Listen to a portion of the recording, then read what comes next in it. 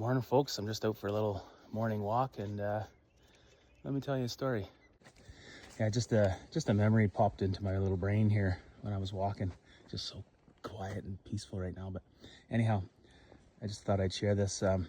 So when I was a kid, I grew up, single mom. My dad was gone by the time I was 8, and so obviously we didn't have a lot of money. And anyways, I remember a lot of the other kids, they had brand new Honda 200s and the Honda Big Red. Like, this is about like 1985, we'll say. And the Big Red had come out, and some kids had those, and an MX 100 was another bike that I remember one of the kids had in the fleet. And I think there was a 200X maybe?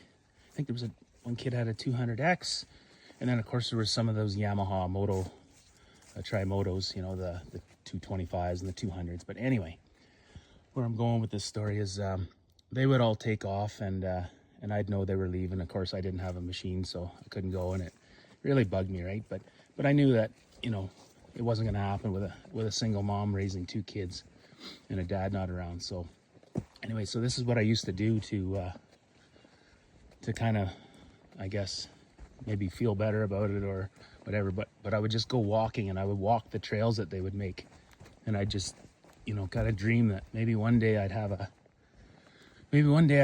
machine, and I could ride. But yeah, I would just basically walk trails like this. Well, they weren't this good, but they were the trails through the tall grass. You'd see the 3-wheeler tracks and whatnot. There was no quads back then. In fact, yeah, I guess they weren't even invented yet. Yeah, I'm really dating myself now, but anyhow, and yeah, just walk along and just kind of dream that maybe one day I'd have a Trike and I could drive. So when I'm out as an adult, you just seen that video where we spent, that was back in 2010, but you seen where 2 grown men are driving these 3-wheelers and just having an absolute blast doing it. That's why, because it brings us back to our childhood.